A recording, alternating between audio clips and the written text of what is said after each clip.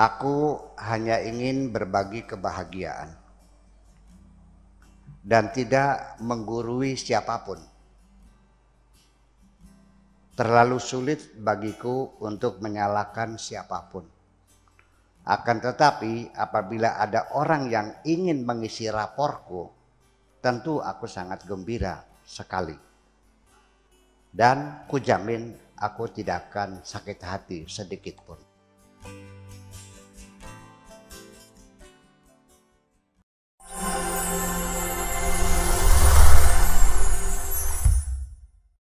Sekarang kita masuk ke inti pembicaraan kita langsung ke Buya Sakur Yasin. Assalamualaikum Buya. Waalaikumsalam warahmatullahi. Terima kasih sudah hadir.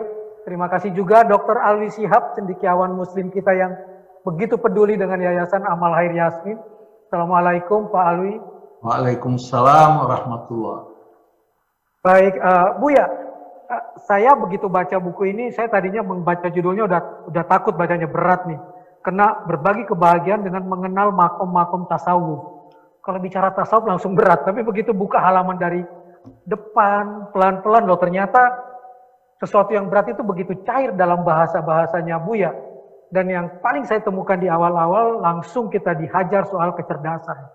Soal bagaimana membangun kecerdasan, membangun kesadaran, dan inti yang dijelaskan oleh Buya Sakur selalu satu.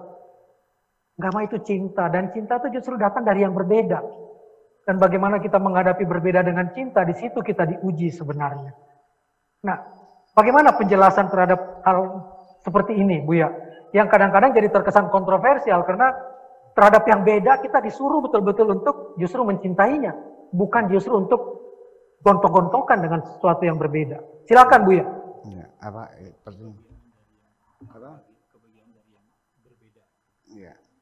Ya, jadi saya ingin menjawab, sebelum jawab saya ingin bersapa dulu dengan Bapak Alwi Shihab. Marhaban ya sahibal ma'ali Sayyidul Wazir. Wahastuna. Iya, kita udah lama kita nggak ketemu ini. Iya. Jadi bisa saja buku saya ini dianggap sebagai antitesis terhadap fenomena-fenomena yang kita lihat sehari-hari di mimbar-mimbar agama.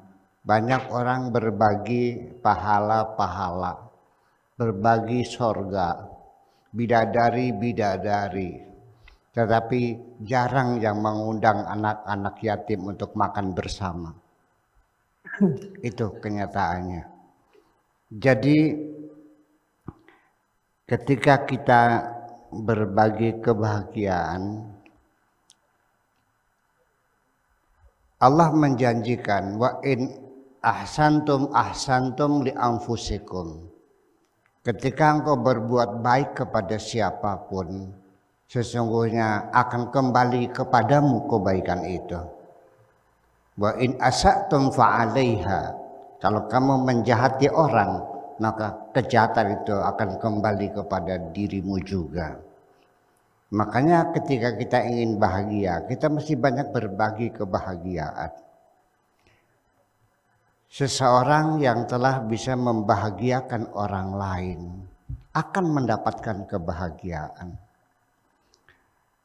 Orang yang menghormati orang lain akan dihormati oleh orang. Ini kan terbalik-balik fenomena sehari-hari. Banyak orang yang gila hormat, orang yang pengen dihormati, tapi dia tidak pernah menghormati orang lain. Ya coba dong, mulailah dari dirimu sendiri, hormati dulu orang lain. Bagaimana orang lain akan menghormati dirimu kalau kamu tidak pernah menghormati orang lain? Sesungguhnya menghormati orang lain itu adalah menghormati dirimu sendiri juga sebetulnya. Makanya ketika kita berbagi kebahagiaan dengan kebaikan-kebaikan dengan kepada siapapun, ya di situ setelah kita bisa berbagi kebahagiaan, kita ngasih makan anak yatim, kita bantu orang fakir miskin, dan kita amati wajah mereka yang ceria, yang gembira, yang sumringah, ya, karena kita bantu. Melihat orang bahagia karena aku telah membantunya, disitulah aku juga mendapatkan kebahagiaan. Dan saya secara khusus di garis tanda kutip garis bawah, kebahagiaan yang kita peroleh dari membahagiakan orang lain itu adalah aroma sorga. Aroma sorga, ada satu kedamaian dalam diri kita ketika bisa membahagiakan orang lain. Coba silakan amati, hayati baik-baik wajah anak yatim yang gembira dan bahagia karena kita kasih uang. Tidak banyak kok, 10.000, 50.000. Mereka menari-nari. Kita mendapatkan kebahagiaan yang luar biasa, dan itulah namanya aroma sorga.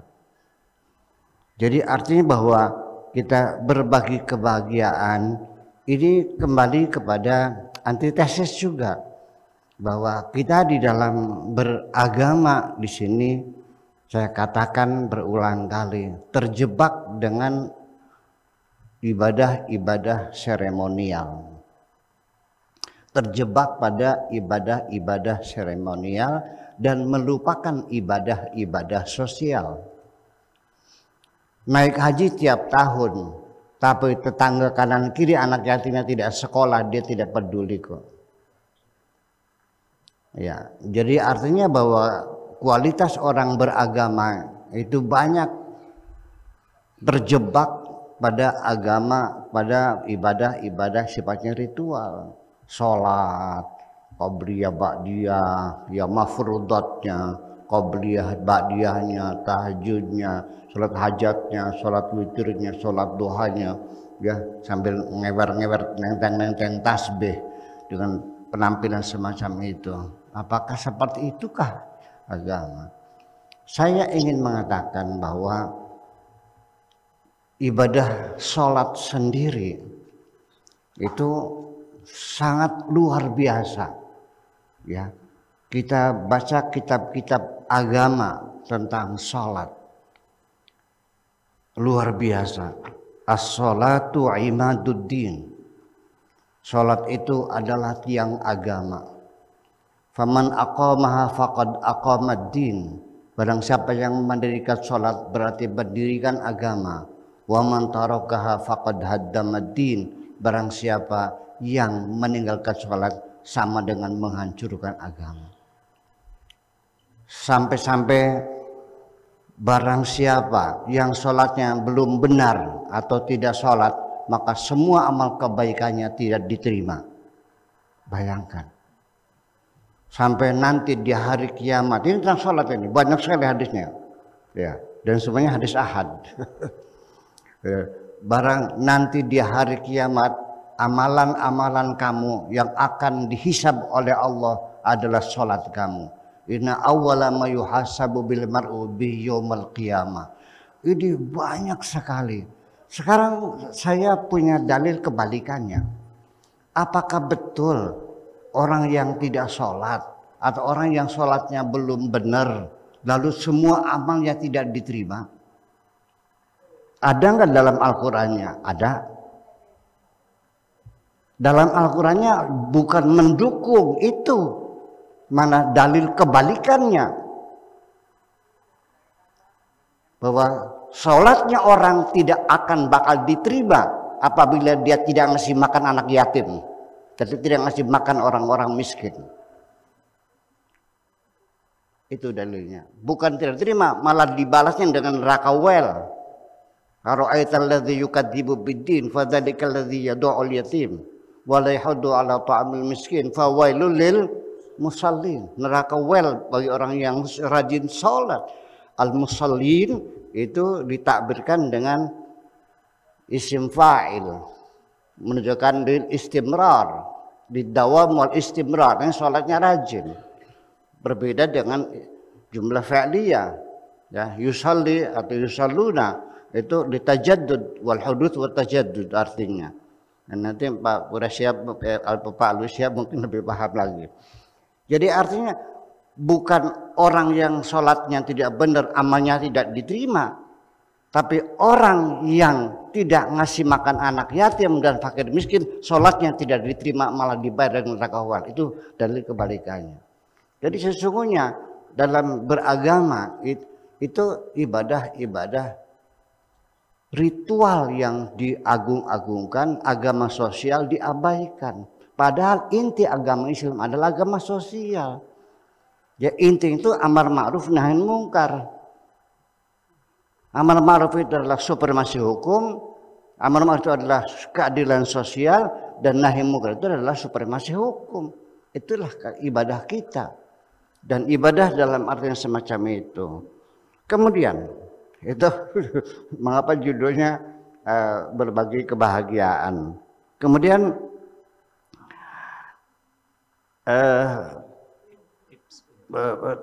disinggung kiat hidup bahagia dan damai. Bisa diterangkan? Ya bisa. Ini orang hampir banyak orang salah persepsi. Kebahagiaan selalu dikaitkan dengan materi. Jadi kalau materinya berlimpah ruah berarti lebih bahagia. Kalau yang miskin berarti tidak. Ada nggak orang yang kaya tapi tidak bahagia? Ada nggak orang yang miskin tapi bahagia? Kalau begitu, bahagia sesuatu dan materi sesuatu yang lain. Dua hal yang berbeda, bisa bertemu dan bisa berpisah. Artinya bahwa yang membuat kita bahagia itu adalah ketika kita siap menerima apapun keputusan Tuhan. Dan yang kedua adalah kita siap menjalani apapun yang diperintahkan Tuhan. Dan yang ketiga, kita serahkan keputusan kepada Tuhan. Ini tiga hal yang paling penting. Wa qalu sami'na wa ata'na ghufranaka rabbana wa ilaikal masir. Wa qalu sami'na, wahai Tuhan kami siap menerima segala keputusan-Mu. Wa ta'na, dan kami siap menjalani segala keputusan-Mu. Ghufranaka, apabila kami salah, kami hanya meminta ampun kepadamu. Wa ilaikal masir, keputusan terakhir Engkau yang menentukan. Jadi artinya, Pak Afkar, kenapa Anda ketika makan pakai tempe saja, kenapa sambil menangis? Ini karena kita tidak konsentrasi, kita tidak fokus. Kita tidak bersyukur dikasih makan oleh Tuhan. Ya, saya akan mengatakan bahwa Anda akan bahagia makan dengan tempe saja. Asalkan mata Anda melihat tempe. Tangan Anda memegang tempe. Gigi Anda menggigit tempe. Tenggorokan Anda menelan, pikiran Anda memikirkan tempe. Anda bahagia, Anda senang dan Anda bahagia. Sebabnya Anda makan tempe sambil menangis adalah karena mata Anda melihat tempe, pikiran Anda melihat sate. Itu menjadi persoalannya. Rumah kamu gubuk, ya sudah nikmati saja. Soalnya menangis karena kamu tinggal di rumah gubuk, mata kamu melihat rumah gedong. Itu persoalannya. Terlalu banyak orang yang hartanya berlimpah ruah tapi tidak punya waktu untuk menikmati hartanya. Yang penting adalah kita siap menerima segala keputusan Tuhan dan kita serahkan semuanya kepada Allah Subhanahu wa taala. Yang paling substantif nanti adalah kita sering meminta ampun kepada Allah Subhanahu wa taala. Saya kira itulah jawabannya. Ya, kembali kepada Kang Maman lagi. Baik, Pak Buya Sakur. Saya ingin ke Pak Alwi Shihab. Tadi ada kalimat yang menarik, Pak Alwi, tentang inti agama Islam adalah agama sosial. Bahkan dengan tegas diucapkan oleh Buya Sakur, amar ma'ruf itu keadilan sosial, nahi munkar itu supremasi hukum. Tapi di era digital ini, kita mudah sekali saling menyalahkan, bahkan saling mengkafirkan satu sama lain. Bagaimana Pak Alwi Shihab melihat fenomena ini? Bismillahirrahmanirrahim. Ustadz Syakur, saya walaupun jarang ketemu, tapi saya menikmati ceramah-ceramah di YouTube. Alhamdulillah. Kadang-kadang saya merasa bahwa mungkin guru kita sama, karena ayat-ayat yang Bapak sering sitir itu juga ayat yang sering sekali saya sitir. Antara lain, innal ladzina amanu wal ladzina hadu was-sabiina wan nasara wal majusa wal ladzina asyraku innallaha yafsilu bainahum yaumal qiyamah. Itu orang tidak menghayati betapa rahmat Allah Subhanahu wa Ta'ala, bahwa Allah lah yang menentukan semuanya kelak. Jangan bertengkar. Antara orang musyrik pun kita tidak boleh bertengkar.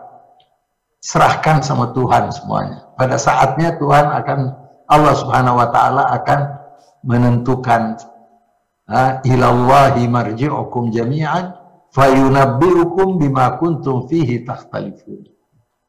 Kita semua akan kembali, lalu nanti Allah lah yang memutus terhadap pertikaian di antara kita. Sama sekali manusia tidak diberi wewenang untuk menempatkan dirinya sebagai Tuhan, menyalahkan orang lain, mengkafirkan orang lain, seakan-akan dialah yang paling benar.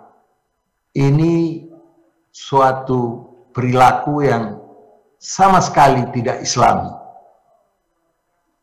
Jangankan kita sesama Muslim, dengan agama lain saja kita diperintahkan untuk ta'alu ila kalimatin sawa. Cari titik temu.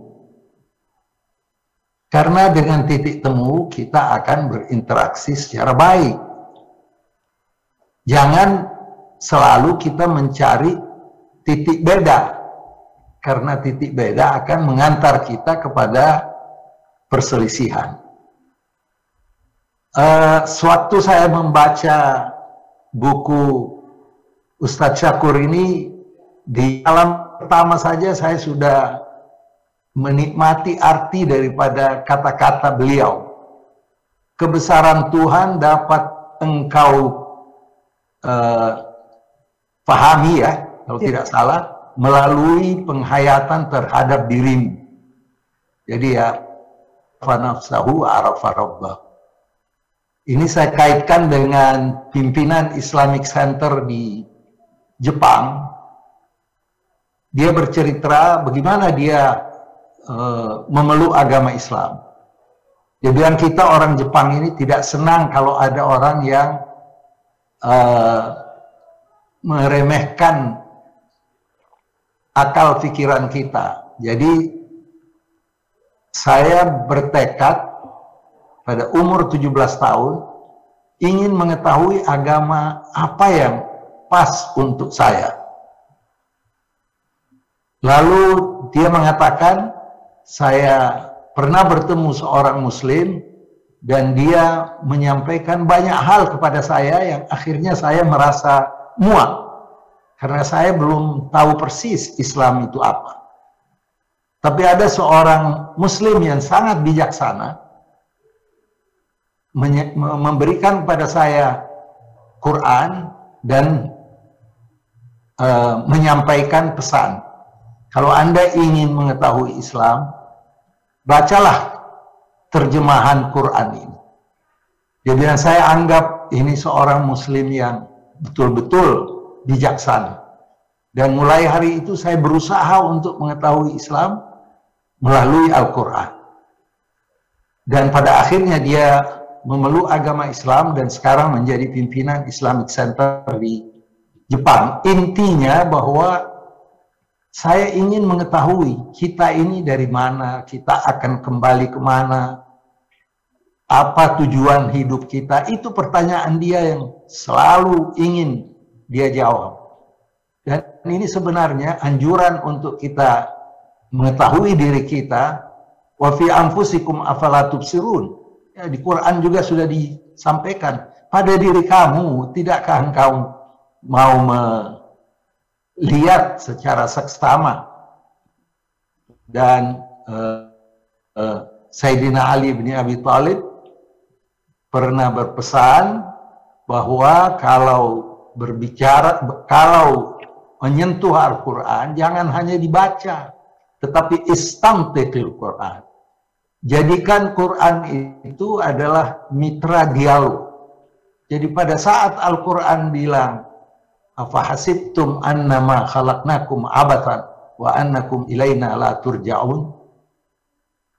Apakah kamu mengira bahwa kami menciptakan engkau, ini di dalam Al-Quran, sia-sia dan kamu tidak akan kembali kepada kami? Fa'aina tadhabun, mau kemana kamu? Jadi orang Jepang ini kelihatannya dia berusaha untuk mengetahui dirinya melalui ayat-ayat Al-Quran. Wa in ta'uddu ni'matallahi la tuhsuha.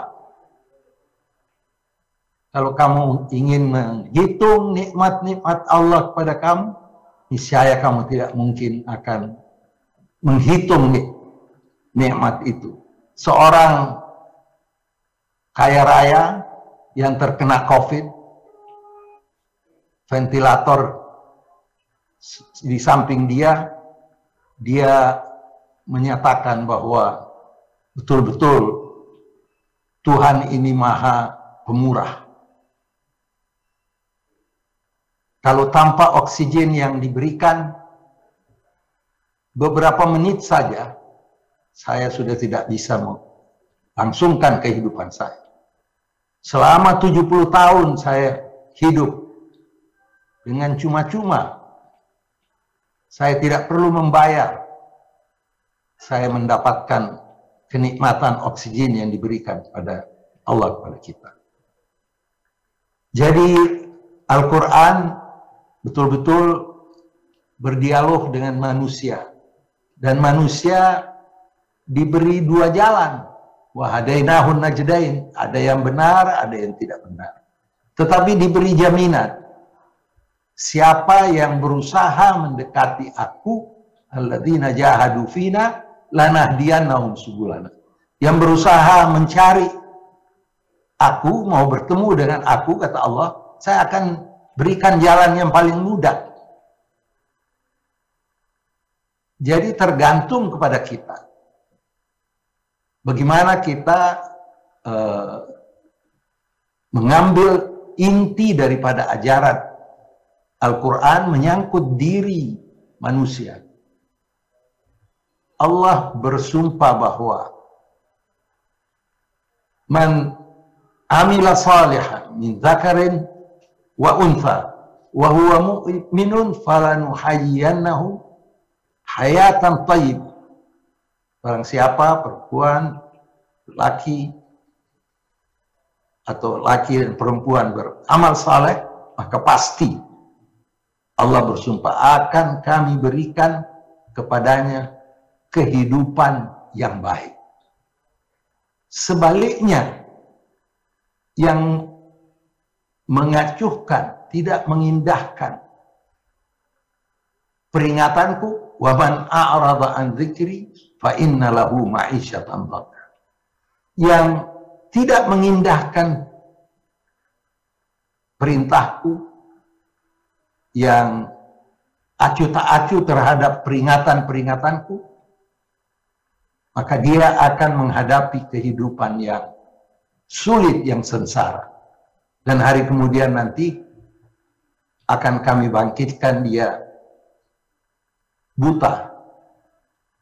Orang itu protes kepada Tuhan. Qala lima hasyatani a'ma wa qad kuntu basira. Ya Allah, dulu waktu di dunia saya bisa melihat, kok sekarang saya dibangkitkan buta. Kadzalika atatka ayatuna fanasitaha. Wa kadzalika al-yawma tunsa. Sebagaimana kamu melupakan peringatan-peringatanku, kata Allah, maka hari ini aku pun seakan-akan lupa akan keadaan waktu di dunia. Sebenarnya kebahagiaan kita sebagai manusia, apalagi yang percaya kepada Yang Maha Kuasa, terlepas daripada agama, yang penting dia percaya kepada keesahan Tuhan, dia percaya pada hari kemudian ada pengadilan yang yang sejujur-jujurnya, dan beramal saleh, maka la khaufun alaihim wa lahum yahzanun. Tidak perlu khawatir. Siapa mereka itu Tuhan yang menentukan. Apakah khusus orang Islam atau mungkin ada dari kelompok lain yang Allah berikan dispensasi, karena dialah satu-satunya yang akan menentukan, yafsilu bainahum. Ada tokoh yang menganggap bahwa paspor masuk surga itu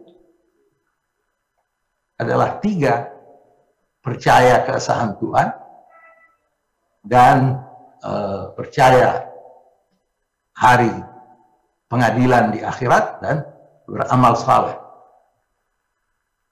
Itu menjadi penafsiran-penafsiran ulama. Tapi kalau kita optimis, kita anggap saja bahwa insya Allah kita ini semuanya telah membawa paspor, tinggal tempat kita di mana, apakah di first class, di economy class, atau mungkin yang waiting list, yang menunggu dan sebagainya. Allah itu sangat pemurah. Ada satu ayat yang saya selalu sampaikan kepada teman-teman, bagaimana pemurahnya Allah Subhanahu wa Ta'ala. Kita manusia, kita sudah paling maksimal apabila kita memberi maaf kepada saudara-saudara kita. Itu sudah dianggap luar biasa. Tapi Allah Subhanahu wa Ta'ala bukan saja mengampuni orang yang bertobat, tetapi lebih dari itu. Coba baca, illa man taba wa amana wa amila salihan fa ulaika yubaddilullahu sayyi'atihim hasanat. Orang yang tobat, yang beriman pada Allah, yang beramal saleh, bukan saja diampuni, tetapi kesalahan-kesalahannya diganti menjadi kebaikan-kebaikan. Di mana ada Tuhan semurah itu? Sudah salah kita, kesalahan tidak dihitung, dihapus dan digantikan, bukan hanya dihapus, tapi digantikan dengan kebaikan-kebaikan. Dan di ujung ayat itu, wa kana Allahu ghafuran rahimah. Ini semuanya karena Tuhan sangat maha pengampun dan maha penyayang kepada hamba-hambanya. Jadi kita ingin berbagi kebahagiaan. Mari kita selalu, zikir itu artinya kan ingat, bukan hanya zikir dalam pengertian kita membaca 1000 kali Allahu Akbar, 1000 Subhanallah, 1000 Alhamdulillah. Bukan itu, zikir mengingat. Antara lain mengingat nikmat-nikmat Allah kepada kita. Mengingat bahwa pada satu waktu kita akan menghadap Allah. Seorang Badui, Arabi datang ke Rasulullah. Rasulullah, kapan ini hari kiamat? Rasulullah tidak menjawab. Dia hanya mengatakan, apa yang kamu persiapkan untuk hari itu? Apakah itu kiamat besok atau setelah 1000 tahun? Yang penting persiapan terhadap pertemuan kita dengan hari kiamat. Jadi zikir artinya kita ingat. Wala takunu kalladzina nasullaha fa'ansahum anfusahum. Jangan sekali-sekali kamu seperti orang-orang yang lupa kepada kebesaran Tuhan, kemurahan Tuhan, yang akhirnya mengakibatkan Allah menjadikan kamu lupa terhadap dirimu, dan dengan demikian kamu akan sesat.